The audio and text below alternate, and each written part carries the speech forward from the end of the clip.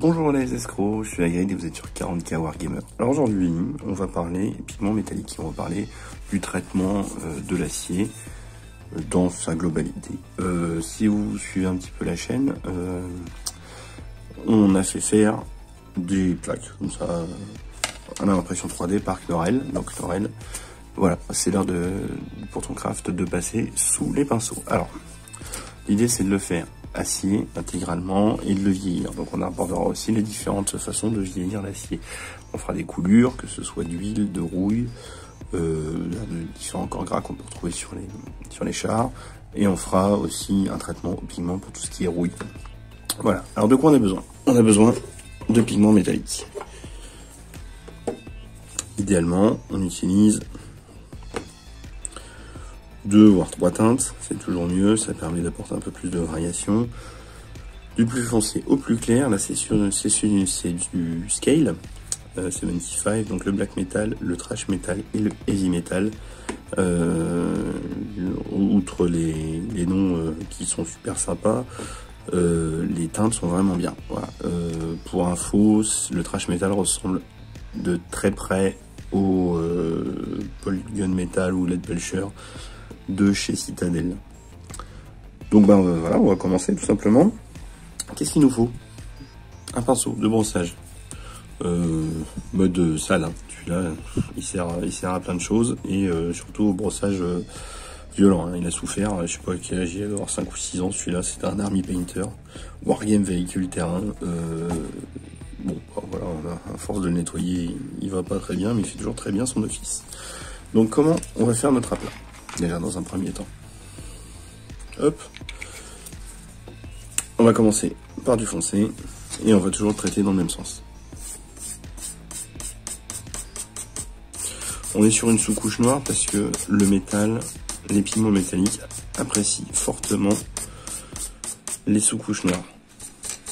C'est toujours mieux pour tout ce qui est métallique de le faire en sous-couche noire.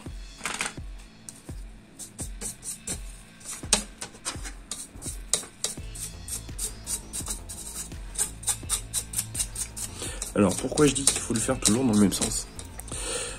Là, on voit nos coups de pinceau, là, ça fait métal brossé. Pour l'instant, c'est la première couche. Si je fais ça, voilà. Donc là, on voit des vilains coups de pinceau pas jolis. C'est pas terrible pour l'instant. Après, à terme, il faudra qu'on revienne dans un autre sens. Mais pour ça, il faut que le solvant qui tient les pigments soit sec. Donc, toujours dans le même sens et si possible, un minimum en diagonale par rapport à l'aplat. Alors évidemment, ce genre de technique, là c'est pour des aplats assez larges, hein. Cela dit, on peut tout à fait envisager de le faire sur des véhicules. Je pense aux Iron Warriors, je pense à tout ce qui est de couleur métallique, quoi, hein. Et ce qu'on peut faire aussi, c'est faire ces métaux de cette façon-là et ensuite de teinter. Donc je l'ai déjà fait. Je sais pas si j'ai mis une photo ou pas. En tout cas, bon, si vous regardez les vidéos, vous pouvez la voir traîner. Une plaque comme ça, couleur cuivre. Donc en fait, j'ai simplement fait de cette façon-là. Et après, j'ai teinté en orange, puis légèrement en jaune, puis avec un peu de variation pour avoir un cuivre, vraiment un cuivre brossé, comme on peut retrouver dans les cuisines, dans les casseroles. Là, voilà. Donc alors là, voilà, on arrive gentiment à la fin de notre teinte. Hop, voilà. Alors, qu'est-ce que ça dit? Bon, là, ça dit que bon, c'est pas encore, hein, c'est pas encore terrible. Là, on va passer au trash metal. Même si on a elle est métallisée, quoi. Notre plaque, mais elle n'est pas encore finie. Donc là, on va attaquer la deuxième. Hop, la deuxième teinte. Elle va s'appuyer sur la première pour mettre de la variation. Donc là, vous voyez, il y a beaucoup de médiums qui portent les pigments. Donc du coup, on voit vraiment les traits de pinceau. Et là que j'en ai commencé à en avoir moins, regardez comment ça commence à faire. Et là je tapote maintenant. Hop. Je vais rechercher un petit peu. Et là, je commence à aller chercher un petit peu. On est plus sur un système de brossage un peu sans sens. Parce qu'on a déjà les marques en fait de notre... Bon là ça marche pas parce que là il y a trop de solvant, hein. Là, ça marche pas. Mais par contre là il n'y en a pas. Et là du coup on dépose quasiment des pigments sans solvant, et donc du coup on obtient un truc beaucoup plus sympa, beaucoup plus propre. Voilà, donc là du coup bah, il faut de la patience, il faut que le solvant il s'évapore et qu'on commence à avoir plus que des pigments. Voilà. Je commence à être un peu plus simple. Donc là du coup j'en mets moins, hop, là j'ai mes pigments, et hop on commence le traitement comme ça. Voilà. Et là du coup on se retrouve avec des variations.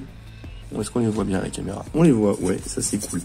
Donc du coup, voilà, là j'efface un petit peu tous mes coups de pinceau en faisant des petits cercles. L'avantage de faire ça, c'est qu'on va aussi bien marquer les arêtes là maintenant. À force d'aller en haut. Hop.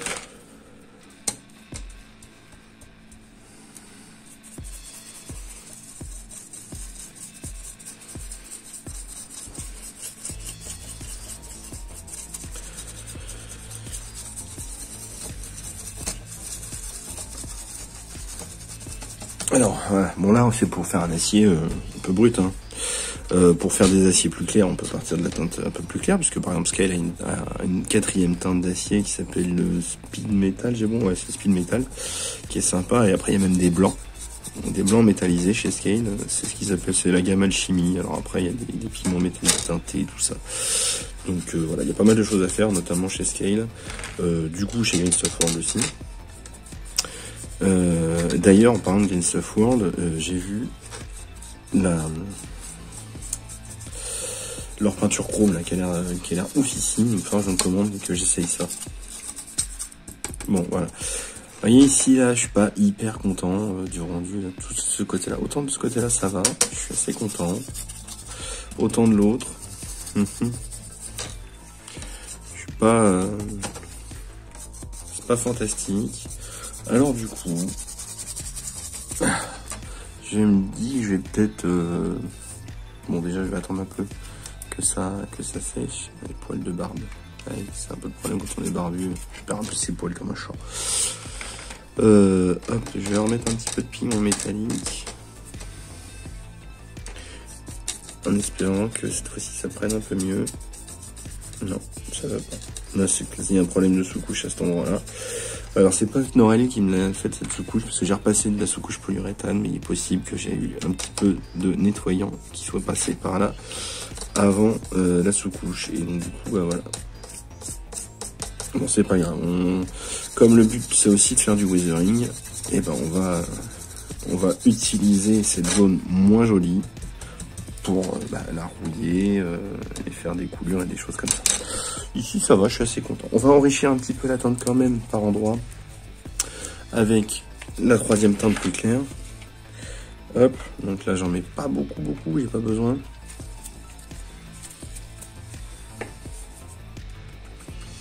Je vais en mettre un petit peu là, un petit peu là, un petit peu là. Et peut-être un peu là autour de l'aigle, on verra. Enfin du poulet, c'est un poulet. Alors là, il va bien falloir tirer les pigments parce que ça va faire ça. C'est ce qui va permettre de faire la transition, d'avoir les pigments tirés.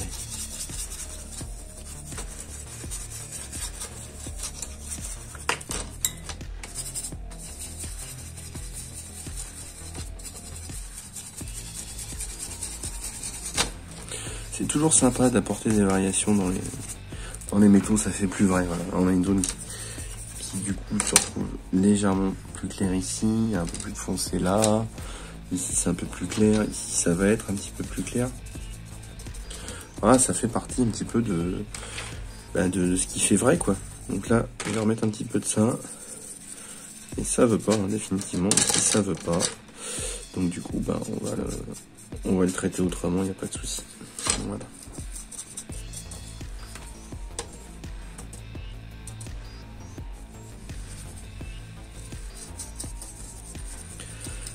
Voilà.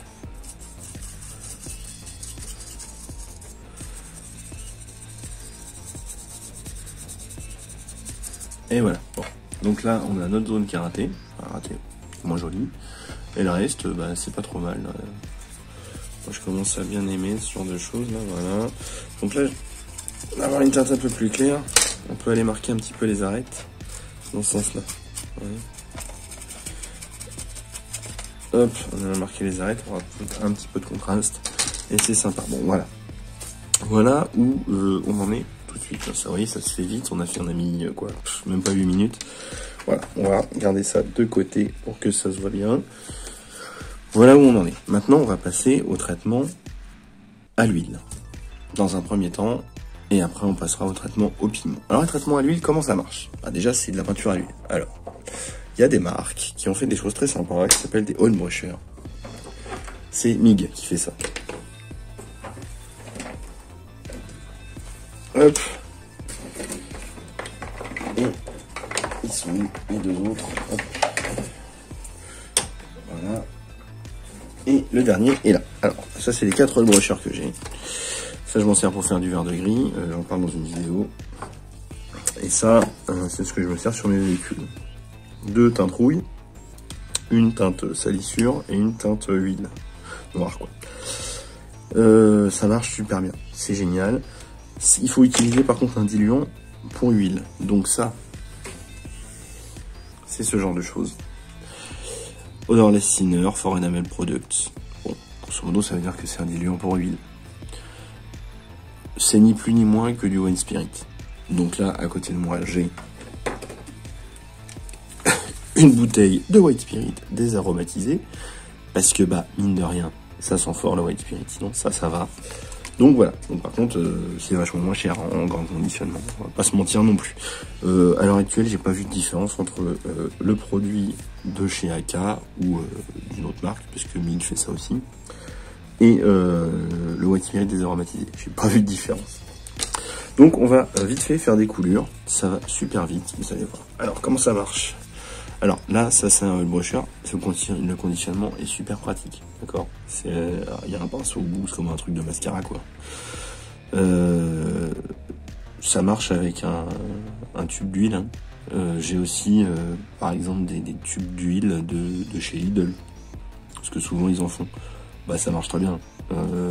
Voilà, La différence, ça se fait au niveau de la finesse des pigments. Donc voilà, par exemple, pour tout ce qui est la vie et l'huile noire, j'utilise une marque de Beaux-Arts, d'huile extra fine, machin, tout ça, noir, super opaque, vraiment, et ça marche super. Mais bon, voilà, donc là, pour ce qu'on veut faire, alors il y a plusieurs façons d'utiliser les huiles. Donc là, je vais l'utiliser ici pour faire une large zone, un peu comme un lavis, et teinter. Le Red Primer est super riche en pigments. Et sinon, on peut utiliser en coulure. Ou en lavis, je vous en ai parlé. Pour les lavis, bah, c'est comme cette zone-là, et encore en plus dilué. Tout est une histoire de dilution. Les huiles sont miscibles entre elles, hein, forcément. Voilà. Crac. On va mettre là. Hop. Et puis, je vais faire de la saleté aussi par ici et par là. Voilà. Crac. Je vais faire une couleur d'huile pour vous montrer. Hop. Couleur d'huile, on va la faire ici, là où c'est logique, et là aussi. Forcément, les coulures, c'est logique en bas du truc que vous voulez traiter. Alors, du coup, forcément, le problème des grosses bouteilles, c'est qu'il faut pouvoir le récupérer. Donc, je maintiens que ça, c'est du White Spirit désaromatisé. Il n'y a rien d'autre. Et je vous montre. Donc là, pour faire une zone teintée, là, comme ça, bah, je mets beaucoup d'huile.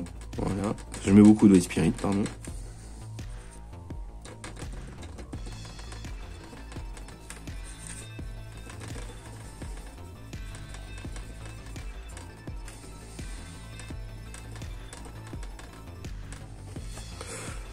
Donc là, je vais avoir ma zone un peu teintée. Je vais en rajouter parce que ça couvre pas tout. Donc là, je rajoute directement le White Spirit, plouc, goutte, que je vais mélanger directement. Alors, White Spirit, ça prend un certain temps pour sécher. Quand vous utilisez l'huile et le White Spirit, c'est quasiment normalement la fin de votre session peinture. Le temps que ça sèche, c'est difficile d'obtenir autre chose. Là, je voulais faire une saleté. Donc, c'est marron. J'ai du White Spirit légèrement rosé, c'est pas grave. Voilà. Et donc là, une zone sale. Voilà. Ici, j'avais dit que je faisais pareil. Donc là, l'avantage de l'huile, c'est qu'on peut vraiment pousser et tirer les pigments. Voilà. Moi, je voulais en mettre là. Voilà. Crac, une autre zone sale. Alors, ici, on va faire une zone un peu moins diluée. attaquer de la vraie rouille un peu plus. Donc, je vais en mettre partout, mais voilà, quand même, je vais tirer progressivement, parce que là, du coup, mes pigments sont concentrés là, et c'est bien, ça me plaît bien. Donc, du coup, voilà. Hop. Voilà, là, j'ai une zone qui est rouillée. Quand ça va sécher, ça va être top. Et les coulures. Comment ça marche les coulures? Donc là, le pinceau. Et par contre, il s'agit d'avoir très peu d'eau et spirit dessus. Et là, du coup, avec un pinceau presque sec, hop, une coulure. Hop, deux coulures. Alors du coup, on peut retoucher. Voilà, deux coulures.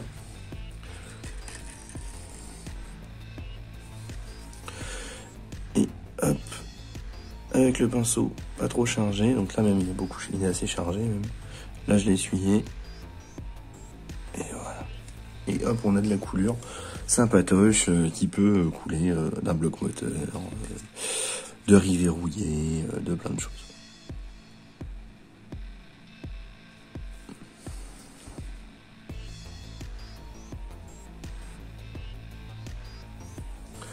Voilà.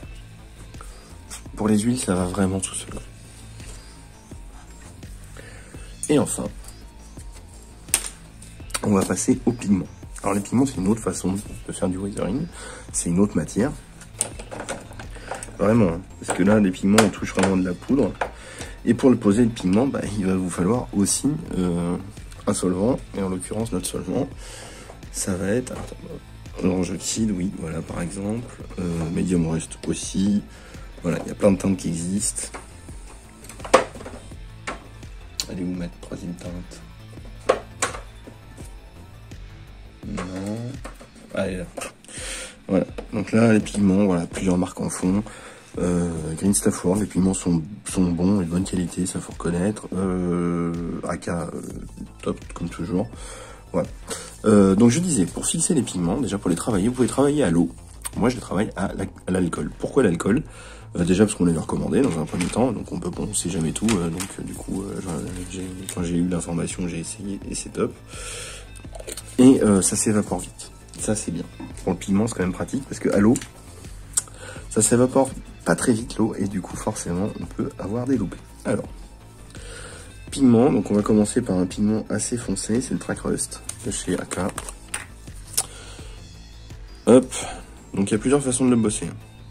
De la même façon, soit en poudre directement, comme ça, là, crac, on va garder le côté poudreux, je mets un tout petit peu d'alcool, crac, et voilà. Et là on va garder notre côté poudreux, un petit peu. Voilà, quand l'alcool sera parti. Je vais mettre une zone un tout petit peu plus orange au centre.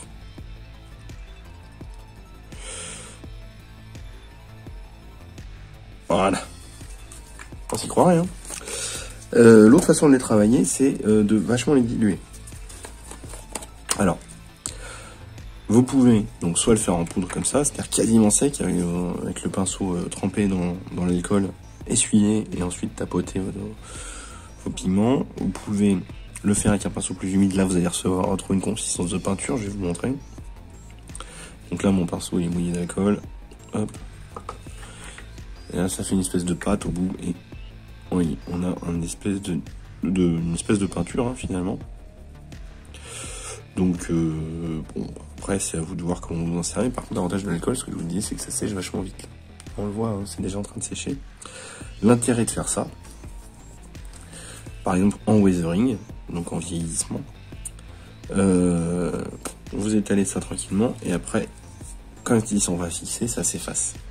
Donc avec un autre pinceau sec, idéalement, vous enlevez l'excédent. Et du coup, ça fait comme si la poussière s'était accumulée sur les zones où ils ne sont pas frottés. Bon, et donc l'autre façon de les bosser, c'est... Hop, donc là j'en mets sur mon pinceau et je vais le mettre directement dans mon alvéole. Où il y a l'alcool. Du coup, ça va se diluer. Voilà, ça se dilue vachement. Et du coup, c'est presque un avis, quoi. En fait, les pigments sont portés par l'alcool, ils coulent avec l'alcool et vont s'accumuler dans les trous. Ça, c'est génial pour le weathering. Donc là, du coup, par contre, ça fait deux choses complètement différentes. Donc là, je vais vous montrer. Vous voyez, ça fait vite fait une teinte, mais pas beaucoup, parce que finalement, les pigments sont plus lourds que l'alcool, donc du coup ils se déposent quand même. Donc du coup voilà ce qu'on obtient sur les 3 façons de bosser le pigment. Bien. Une fois que vous avez déposé votre pigment, il reste une étape importante. Il faut le fixer. Alors pour le fixer, il n'y a pas 36 solutions, c'est un produit. Ça s'appelle du pigment de fixeur. Celui-là c'est chez Green Stuff, celui-là c'est chez Mig. J'ai essayé celui-là parce que avant j'étais à celui-là. Celui-là j'en ai racheté depuis parce que c'est vachement bien. Celui-là il est moins bien. Pourquoi il est moins bien? Parce que j'ai l'impression qu'il est beaucoup plus dilué que celui-là. Et que du coup si on en met trop ça fait des auréoles blanches. Ce qui n'est pas du tout le cas avec lui. Ça sèche longtemps le pigment de fixeur, notamment celui-là. Je sais pas si c'est de la térébenthine ou pas. C'est pas précisé. N'empêche que ça sent quand même la térébenthine. Donc quelque chose me dit que... Voilà, bon bref. Faudrait que je fasse un essai. Donc là, je prends mon pigment de fixeur et du coup, je le mets dans la zone où j'ai posé mon pigment. Et ça, je sais pas comment ça marche. Mais ça, la prouesse de ne pas déplacer les pigments. Par contre, ça sent un peu fort.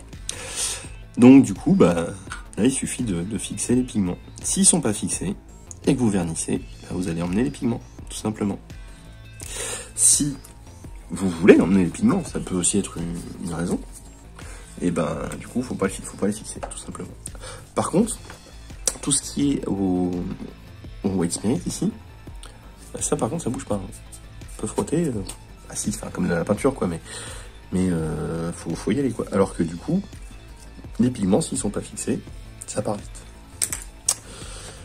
Voilà, donc du coup, finalement, on a mis quoi? On a mis 20 minutes pour faire une plaque en acier avec des teintes différentes, de l'usure, des coulures. Voilà, enfin, c'est le genre de choses qui se fait très très vite, et notamment à la chaîne. Voilà, donc du coup, on arrive au bout de la vidéo, tout simplement. J'espère que ça vous sera utile, déjà, dans un premier temps. N'hésitez pas, donc, à liker la vidéo, à vous abonner à la chaîne, à vous abonner à la page Facebook de la chaîne, à la page Facebook de l'Insider, enfin des projets, les 40 000 Wargamers, où du coup on poste un peu tout ce qu'on a, hein. Plus on sera, plus ce sera sympa de voir les réalisations de tout le monde et de donner des conseils éventuellement. Et surtout, si les vidéos vous plaisent et que vous avez envie de soutenir la chaîne, on a un Tipeee qui est mis en place, vous trouverez le lien dans la description de la vidéo. Je vous souhaite à tous un très très bon hobby, et n'oubliez pas, comme je le dis souvent, peindre bien, c'est bien, mais peindre plein, c'est beaucoup mieux. Allez, à bientôt les escrocs.